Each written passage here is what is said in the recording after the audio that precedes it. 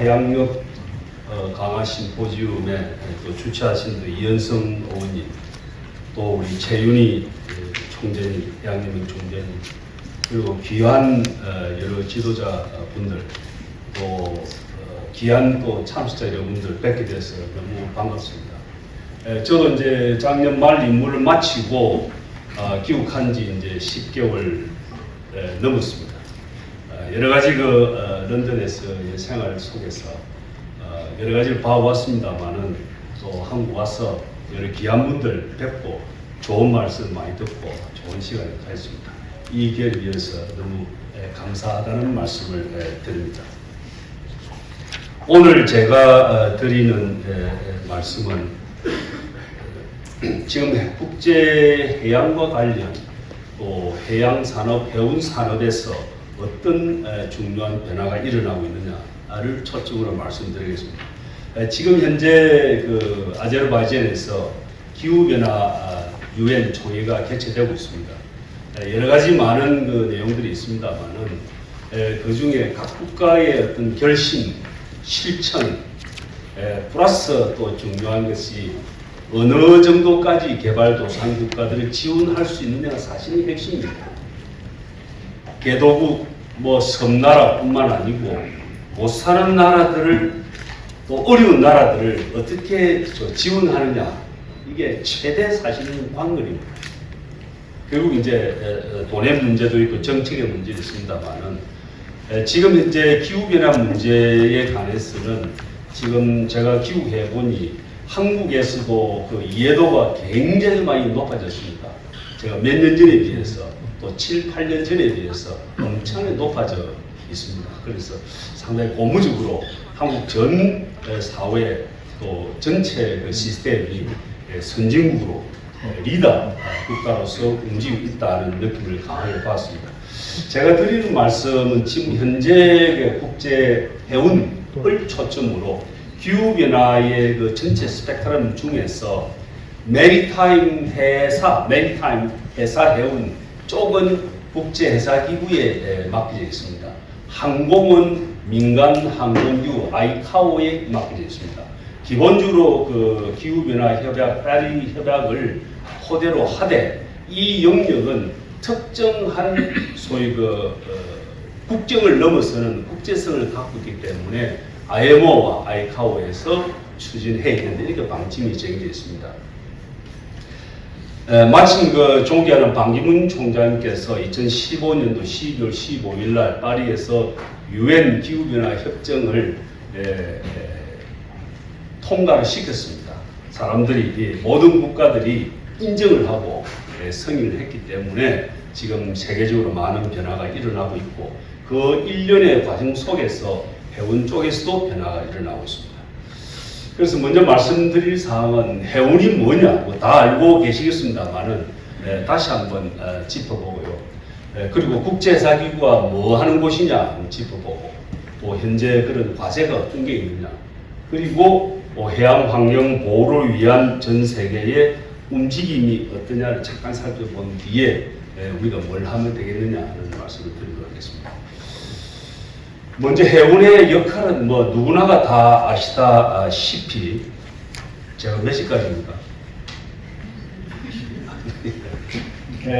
세계 물동량은 물량 기준으로 해서 90% 이상을 해운이 수송을 하고 있습니다. 세계 경제, 세계 무역에 직접적으로 관련이 되고, 특히 코로나 시대에서 겪었듯이 해운의 중요성은 더 강조할 필요가 없을 정도가 되겠습니다. 그리고 해운 산업은 이제 기후변화와 관련해서는 전 세계 산업에서 방출하는 CO2가 3% 미만을 방출하고 있습니다. 그런 가운데서 전 세계 물동량의 90% 이상을 수송하고 있다는 것은 일각에서 뿐만 아니라 전체적으로 친환경 산업의 형태를 띠고 있다고 말씀드리고요. 그리고 해운 산업 관리에서는 해운 조선 포함해서 전 세계적으로 한 1,000 내지 1,500만의 인력들이 이 산업에 종사를 하고 있다고 알려져 있습니다. 세계 물동량은 코로나 있고 뭐 지금 뭐 저 홍해 사태도 여러 가지 있습니다만 점진적으로 2.45%를 성장을 하고 있습니다. 물론 이제 전기성 부분이나 또는 그 일반 그 발크선에 대해서는 조금 차이가 있습니다만은 세계 경제 성장과 맞추어서 어느 정도 소위 모더레이트한 수준의 성장을 하고 있습니다. 그리고 전 세계 해운 선대를 살펴보면은 지금 해운 선대도 마찬가지 물동량이 마찬가지로 성장을 하고 있습니다. 예를 들어서 지난 한 15년간, 약 20년간 동안에 한 4.5배 국제 해운 선대가 성장을 했습니다. 많은 성장을 했습니다. 여러 가지 그 변화가 있는 속에 성장을 했는데요. 선박들이 어느 나라들이 많이 등록해서 갖고 있느냐를 보면은 세계 한 35개 나라들이 한 94%, 그 대부분의 국제 선대를 갖고 있습니다. 그 중에서 한국은 지금 나옵니다만 4위, 5위, 6위 선에서 왔다 갔다 하고 있습니다. 실제 한국 해운이 지배하고 있는 선대, 실제 우리나라 선박뿐만 아니고 다른 나라 배를 빌려서 하고 있는 까지 포함하면은 세계 4위, 5위의 위치에 이르고 있습니다. 이 중에서 이 35개가 이제 있습니다만은 원양 항로를 통해서 태평양 인도양이든 먼 항로를 통해서 선박을 운용하고 있는 세계에서 한 20개 정도 나라밖에 안 됩니다. 실제로 그렇게 많지는 않습니다. 그 속에서 대한민국이 이 지위를 갖고 있다는 것은 정말 경이롭다 이렇게 말씀드릴 수 있고, 또 대한민국 산업 또 우리 국민들이 많은 노력을 했다는 말씀을 드리고요. 이런 가운데 지금 현재 그 세계에서 일어나고 있는 여러 가지 변화가 특히 안보 관련 흑해 사태가 우크라이나 또 러시아 사태가 지금도 계속되고 있습니다. 대단히 안타깝습니다만 계속되고 있고, 또 나아가서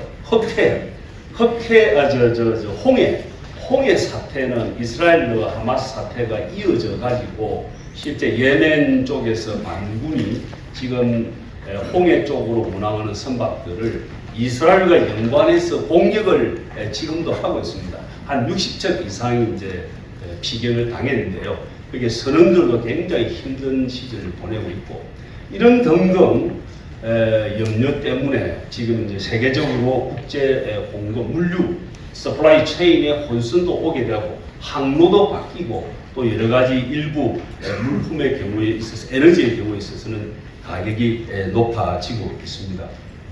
그 가운데 지금 이제 아까 미국의 그분도 말씀했습니다만은 다 아시다시피 세계 슈퍼 파워 간의 경쟁이 사실 심화되고 있지 않습니까? 또 요즘 지금 이제 새 대통령이 트럼프가 등장함에 따라서 여러 가지 변화에 대해서 언론에서 다루고 있습니다. 이런 모든 변화들이 직접 또는 간접적으로 우리 물류 산업에도 영향을 미치고 있다는 말씀을 드리고요. 참고로 이제 국제해사기가 뭐냐, 제가 전에도 조금 말씀드린 적도 있습니다만은 국제해사, 영어로는 International Maritime Organization인데 UN에는 한 15개 정도의 기구가 UN 총장의 직할기구로 있습니다. 직할기구로 되어 있어가지고 기본적으로 UN 총장님이 임명을 하도록 되어 있고, 나머지 한 15개가 특정 분야를 다루면서 그 총장을 자체 기구가 선출하고, 그리고 예산도 독자적으로 회원국을 통해서 컨트리뷰션 받아서 기구를 운영하는 그 15개 종류를 UN 전문기구라고 합니다. Specialized Agency인데 IMO는 15개 전문기구에 속합니다. 여러 개가 제네바에 있고요, 비엔나에 있고, 또 일부가 나이로비 케냐에 있고, 그 중에 하나의 인터내셔널 마리타임 오거나이제이션이 런던에 소재를 하고 있습니다. 이 IMO는 UN 자체가 IMO를 만들기 위해서 협약을 채택한 게 1948년도입니다. 그때 이제 협약을 채택해 가지고 여러 가지 준비 끝에 실제 가동에 들어가서 1959년 1월 달에 실제 가동에 들어갔습니다. 그때 이제 어쨌든 영국 정부에서 IMO를 런던으로 유치를 하고 싶다. 이래가지고 결국 런던에 소재를 하고 있습니다. 메인 첫 중요한 역할은 해운에 관해 있어서 안전을 챙깁니다. 선박의 안전, 또 선원의 안전, 선원의 자격, 그 다음에 또 해양 환경을 보호하는 이런 일들을 하고 있고요. 또 오염사고나 환경 데미지를 받았을 때 어떻게 보상을 하느냐, 선원에 대해서 또 여객에 대해서 해양 환경에 대해서 어떻게 보상 체계를 갖추느냐를 토대로 하고 있고요. 그 다음에 다른 하나는 해상 활동, 선박의 운항에 대한 효율성을 어떻게 증진시키느냐. 이것은 이제 주로 선박의 입출항에 관련되는 절차를 간소화하고 표준화하는 이런 내용들을 가지고 있고요. 그리고 동시에 이런 협약들이 사실 그 기술적 협약 포함해가지고 많이 있습니다. 많이 바뀌니까 이 개발도상국가들이 따라오는 게 힘듭니다. 우리 한국도 사실은 한 3, 40년 전에는 힘들었습니다. IMO 협약을 따라가는 거. 그리고 대도국을 어떻게 지도해서 안내해서 같이 갈 수 있도록 하느냐, 이것도 굉장히 중요한 역할을 되어 있습니다. 지금은 이제 176개 회원국이 되어 있고요. 작년 말에 이제 하나 더 176개인데 회원국이 되어 있고 그 중에 이사국이라는 게 40개가 있습니다. 40개 이사국이 여러 가지 예상 승인도 있습니다만은 사무총장을 선출하는 기능이 이사회에 있습니다. 선출해가지고 총회 때 인준을 받도록 되어 있습니다. 이것은 이제 런던의 템즈강 앞에 위치가 좋은 데 있습니다. 국회하고도 가깝고요. 좋은 위치에 템즈강을 마주보고 있고요. 그 밑에 있는 요게 이제 앞에 전경인데요.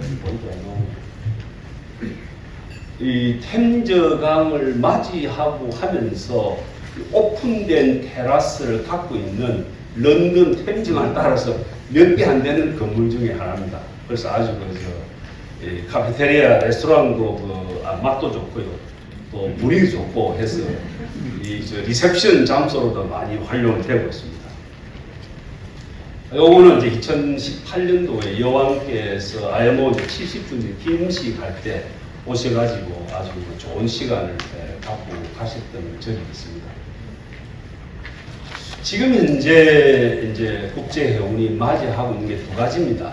잘 전에 말씀드렸듯이 기후변화라는 문제가 지금 이제 해운뿐만 아니라 해운 산업, 그 다음에 항만 등등, 그 다음에 이 내용이 에너지 산업에까지 또 조선 산업에까지 많은 영향을 주고 있습니다. 그래서 그 내용들이 이제 2050년도를 향해서 기후변화 파리 협약이 마찬가지 IMO도 2050년도를 향해서 특정한 목표를 가지고 지금 움직이고 있습니다.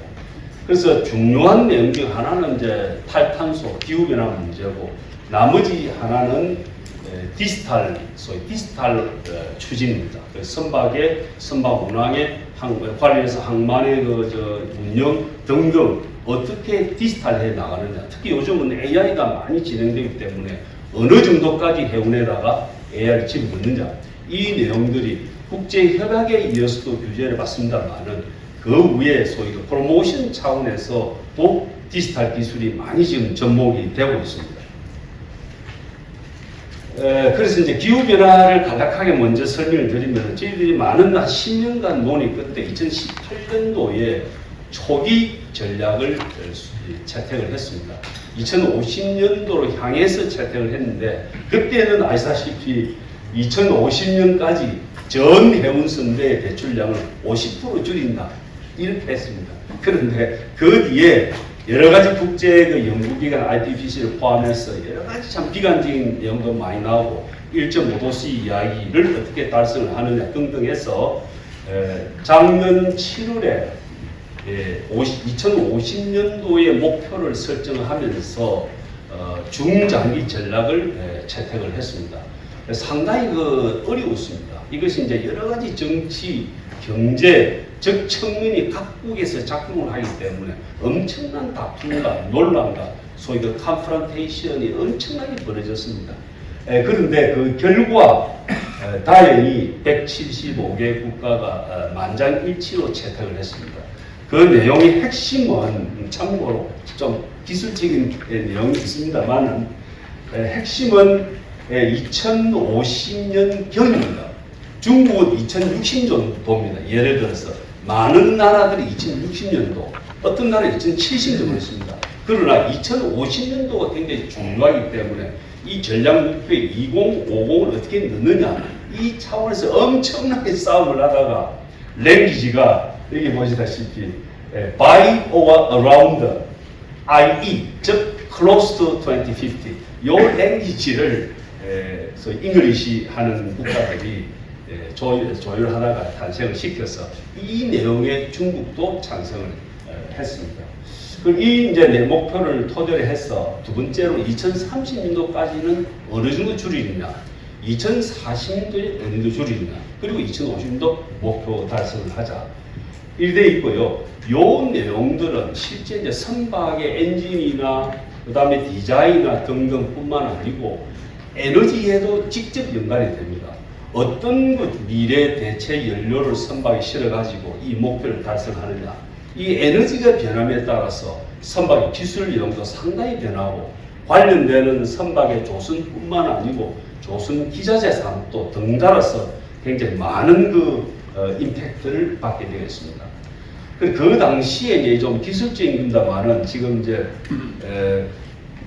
이미 이 IMO에서 하고 있는 조치들이 엔진의 효율성 해가지고 EEXI, DI 선박의 에너지 효율을 증식시키는 조치를 해오고 있습니다. 그런데 이것은 단기적인 조치들이고 근본적으로 2050년까지 어떻게 할 거냐, 이런 차원에서는 이 앞에 말씀드린 목표를 달성하기 위해서 소위 탄소세, 시장 기반, 그러니까 그 경제 조치를 어떻게 하느냐, 오른쪽에 보시면은 그 다음에 연료의 표준을 스탠다드를 정해요. 선박 연료의 스탠다드를 정하고, 그 다음 세 번째는 기술 대도국을 어떻게 참여를 계속 유도를 하느냐, 이것이 굉장히 정치적인 굉장히 큰 어려운 과제로 되어 있습니다. 그래서 이 내용을 바탕으로 해서 저희들이 2025년 내년에 이 내용을 바탕으로 세부적인 계획을 수립해가지고 2027년도에는 실행을 한다 이렇게 했습니다. 그래서 특히 이제 탄소세, 경제 조치가 엄청나게 영향을 주고 있는데요. 이 부분에 대해서 많은 노력들을 지금 하고 있습니다. 그리고 이런 흐름에 관련해가지고 전 세계적으로 예를 들면 로텔담에서 싱가포르, 상하이, 부산 등등 이런 항목끼리 연결되어서 이러한 목표를 달성하기 위해서 또 항만들도 같이 협업을 지금 하고 있습니다. 미래 연료들은 지금은 LNG다, LPG다, 바이유다 등등 하고 있는데 궁극적으로는 전문가들 연구에 의하면은 아모니아나 또 미래에는 결국 수소 같은 미래 연료들이 사용되지 않고서는 이런 목표를 달성할 수 없다 해가지고 미래 연료에 대한 연구도 지금 많이 하고 있습니다. 그래서 이와 관련해서 아까 말씀드린 대로 소위 선박의 디지털이 진행되고 구글카와 마찬가지로 선박의 자동화도 지금 진행되고 있습니다. 그래서 선박이 사람이 안 타는 선박이 제일 상위의 개념입니다만은 그건 먼 미래의 이야기고 디지털 기술들이 많이 투입되어 가지고 선박들을 자동화해 나가는 게 작업이 진행되고요. 이 내용은 IMO에서 내년까지 자발적 규정을 채택을 하고 2030년도에는 강제 시행에 들어갈 수 있도록 국제협약이 진행이 지금 되고 있습니다. 여기서 이제 생략하겠습니다. 관련해가지고 선박이나 해운 산업을 기후변화와 맞춰서 디지털에 맞춰서 변화시키게 하려면은 여기 타고 있는 선원들이나 항만 인력들이나 또 해운에서 근무하는 인력들이 이 내용들이 잘 숙지가 되어야 됩니다. 특히 선원들이, 고급 선원들이 어떻게 이 내용을 준비해 나가느냐 세계적인 지금 화두가 되어 있습니다. 그런 차원에서 선원들에 대한 교육, 또 지원, 또 근로 환경의 개선 이런 내용들이 지금 한국에서도 많이 노력하고 있는 걸로 알고 있습니다만은 국제적으로 굉장히 중요한 사안으로 되어 있습니다. 다음은 이제 지금 해운에 대해서 말씀드렸습니다만 국제적으로 해양 환경의 보호에 대해서 기후 변화와 연계되어 가지고 많은 일들이 일어나고 있습니다. 해양은 여러분들 잘 아시다시피 전 표면의 지구 표면의 72%를 차지하고 있지 않습니까? 또 해양이 소위 그 산소를 공급하는 역할도 엄청나게 하고 있고 또 한편 CO2를 흡수하는 역할도 하고 있기 때문에 우리 인간이 살아가는 데 있어서 환경으로서의 해양의 중요성은 대단히 크다고 하겠습니다. 또한 그 수산업을 통해서 우리 먹거리를 제공하는 이런 하나의 역할도 하고 있기 때문에 해양을 어떻게 깨끗하게 안전하게 보존하느냐가 큰 숙제로 지금 되어 있습니다. 참고로 지금 이제 장면에 채택되었습니다만은 공해상 소위 생물 다양성, 공해상의 환경 보호에 관한 협약이 BBNJ인데요. 이 협정이 장면에 채택돼 가지고 이게 굉장히 반향을 일으킬 걸로 예상이 되고 있습니다. 그래서 많은 그 국가 관련된 기관들이 연구를 하고 있습니다만 또 하나는 지금 이제 해양과 관련해서 그동안에 많은 지역적인 일들이 일어났습니다만은 유엔에서 지속가능 개발 SDG를 개발한 이후에 14번에 해당되는 해양 문제 관련해 가지고 유엔에서 매 3년 유엔 해양 컨퍼런스 서미트를 개최를 하고 있습니다.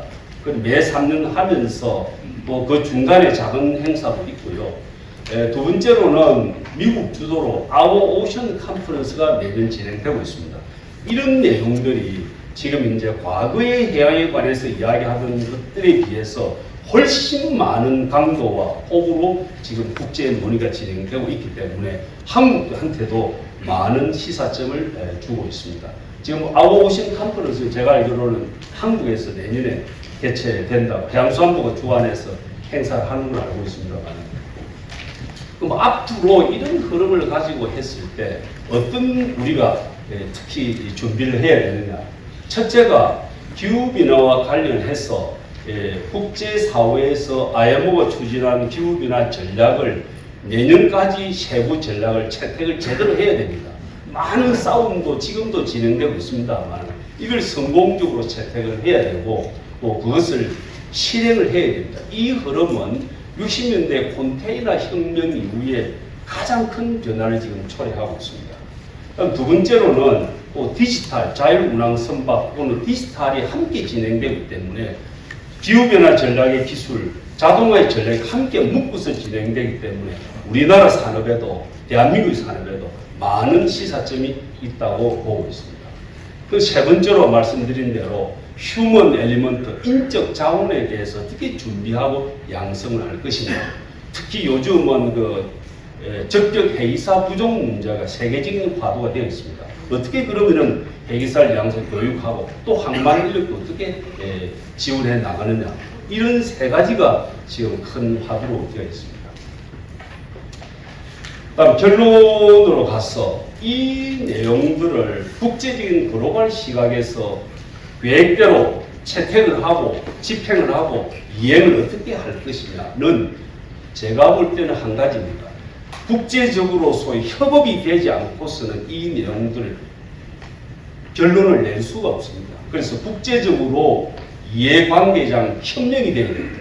회원국끼리 협력을 해야 돼요. 그 다음에 또 하나는 민간 차원에서 해운, 선사, 항만, 에너지, 조선, 물류 등등 모두가 협의가 돼가지고 소위 간격 없는 그런 협력 체제가 갖추어져야만 이 내용을 채택을 해서 집행을 할 수가 있습니다. 그 과정에서 우리 대한민국이 굉장히 중요한 입장에 있다는 걸 다시 한번 강조해 드리고요.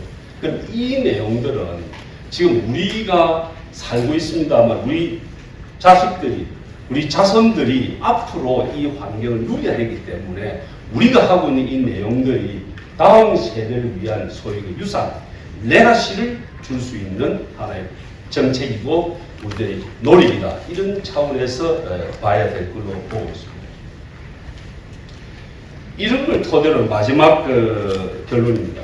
제가 이제 IMO 국제 무대에서 활동을 오래 했습니다만은 또 사무총장으로서 8년간을 이렇게 해볼 때 사무총장의 그 주 장점은 여러 국가들이 어떤 형태로 움직이느냐, 또 어떤 영향을 갖고 있느냐, 정부가 어떻게 움직이느냐, 업계가 산업계가 어떻게 움직이느냐를 관찰하는 것이 굉장히 흥미로웠습니다.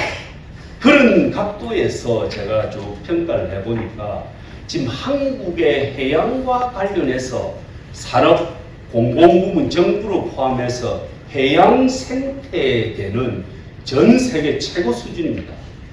정부의 해양수산부를 정점으로 갖고 있으면서 각종 연구, 교육기관, 국책연구기관 등등 해서 또 업계의 잠재력까지 포함해서 그다음 교육 수준까지 포함해서 전 세계에서 최고의 수준을 갖고 있는 게 대한민국입니다.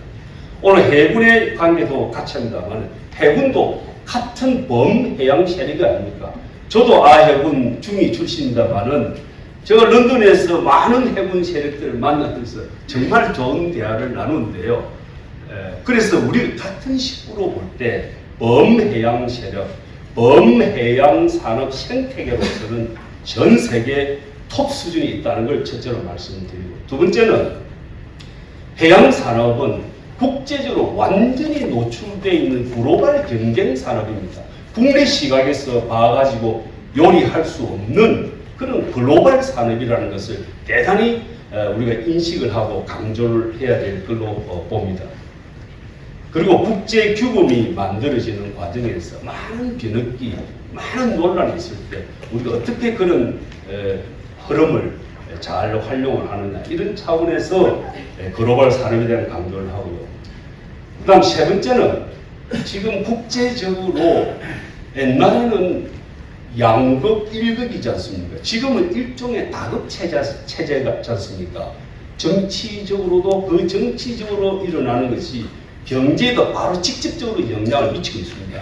그렇다면 이러한 흐름 속에서 선진국, 개도국, 에너지 산유국들, 그 다음에 저 멀리 산업 이후 마켓 이원국의 라틴 국가들, 특정 국가의 그 큰 슈퍼파워 등등 해서 이런 다극 체제 속에서 지금 필요한 것은 집단적 리더십이 지금 필요합니다.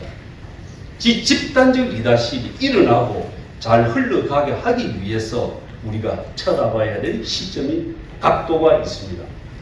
개도국과 선진국 연결하는 문제, 여러 가지 문제가 집단적 지도 체제가 지금 필요하고 이미도 어느 정도 일어나고 있습니다만은, 자, 이런 흐름을 가지고 볼 때 해양 산업의 마리타임이란 오션까지 포함해서 전 세계 시각이 쳐다볼 때 그럼 이러한 리더십을 누가 역할을 제대로 해줘야 되냐? 제 경우로 볼 때는 대한민국이 여러 가지 요소를 볼 때 가장 좋은 조건을 가지고 있습니다. 그래서 그런 차원에서 다시 한번 여기 계시는 분들이 한번 생각을 해 주시면서 알고 계시겠습니다만은, 그래서 제가 끝으로 이런 것을 바탕으로 세계가 급변하고 있는 변혁기입니다. 지금 미국의 변화도 또한 그 한 요소도 될 수 있지 않습니까? 그런 변혁기에 어쩌면 위기가 더 기회로 작용을 할 수 있기 때문에 한국한테는 최고의 최적의 시기가 지금 다가왔다 생각합니다. K컬처까지 포함해서 볼 때 대한민국의 국제적 글로벌 명성이 이렇게 높아진 적 저는 본 적이 없습니다. 여러분들이 아시는 레벨하고 정도하고 제가 현지에서 느끼는 것은 대한민국이 이렇게 많은 환영을 받고 제대로 인정을 받고 역사성을 인식을 받는 적이 없습니다. 그런 흐름 속에서 지금 해양산업과 관련 이런 변화 속에서는 대한민국의 최적의 시기를 맞고 있다. 그래서 제가 이제 결론은 이런 우리의 생태계를 바탕으로 해서는 대한민국이 한국의 시장에서의 한국의 범위에서만 볼 게 아니고 해양 수산, 해양 산업의 차원에서는 대한민국이 전 세계 메카가 되어야 된다고 봅니다. 모든 면에 있어서 대한민국이 해양 수산 산업 하면 대한민국이 생각날 정도로 대한민국을 해양산업의 메카를 만들고 또 그 라인 선상에서 우리 해운산업만 하더라도 제가 볼 때는 향후 10년 내에 2035년까지는 대한민국 세계 3대 해운국으로 충분히 발전할 수 있다고 생각합니다. 그래서 단편나마 제 생각을 공유를 했는데요. 이 내용은 여러분들이 느낀 것보다 훨씬 더 대한민국이 좋은 지금 입장이기 때문에 함께 우리 해양연맹이 오늘 주관하시듯이 함께 노력하면 충분히 실현될 수 있는 좋은 기회를 맞이하고 있다는 것을 말씀을 드리면서 제 말씀을 끝내도록 하겠습니다. 고맙습니다.